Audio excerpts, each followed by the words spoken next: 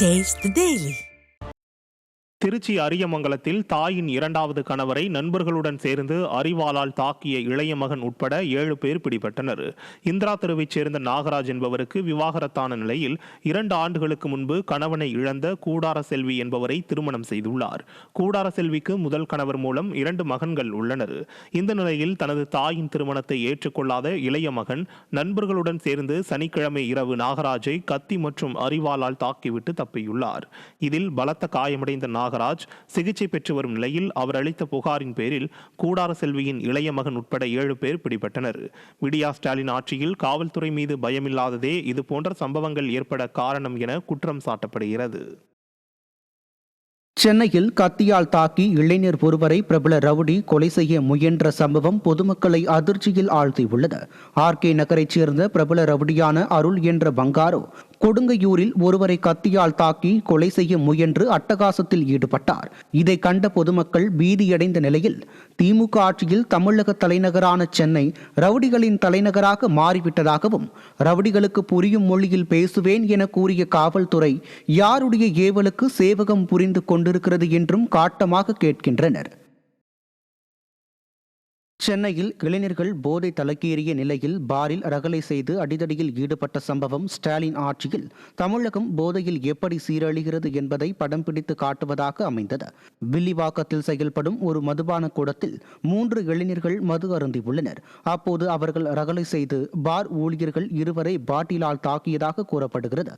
இது குறித்த புகாரில் ராஜேஷ்யாம், ராஜேஷ், சூர்யா ஆகிய 3 இளைஞர்கள் சிக்கிய நிலையில் அவர்களிடம் இருந்து 570 கிராம் குட்கா மற்றும் ஒரு ஆட்டோ பறிமுதல் செய்யப்பட்டது.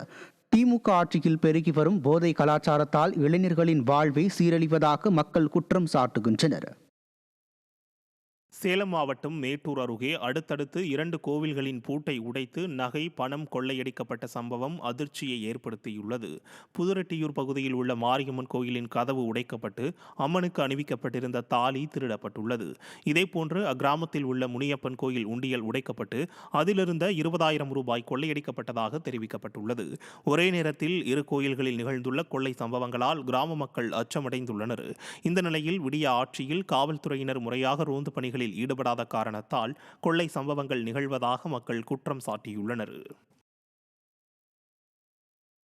திருப்பூர் மாவட்டம் பல்லடம் அருகே பனியன் நிறுவனத்தில் 30 லட்சம் ரூபாய் மதிப்பிலான பனியன் துணிகள் திருடப்பட்ட சம்பவம் குறித்து புகார் அளித்தும் நடவடிக்கை எடுக்காமல் காவல்துறையினர் அலைக்கழிப்பதாக குற்றம் சாட்டப்பட்டுள்ளது.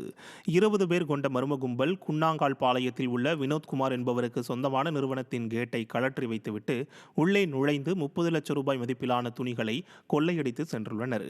இந்த நிலையில் இதுகுறித்து புகார் அளித்தும் வழக்கை பதிவு செய்யாமல் அலைக்கழிப்பதாக நிறுவன ஊழியர் குற்றம் சாட்டியுள்ளார்.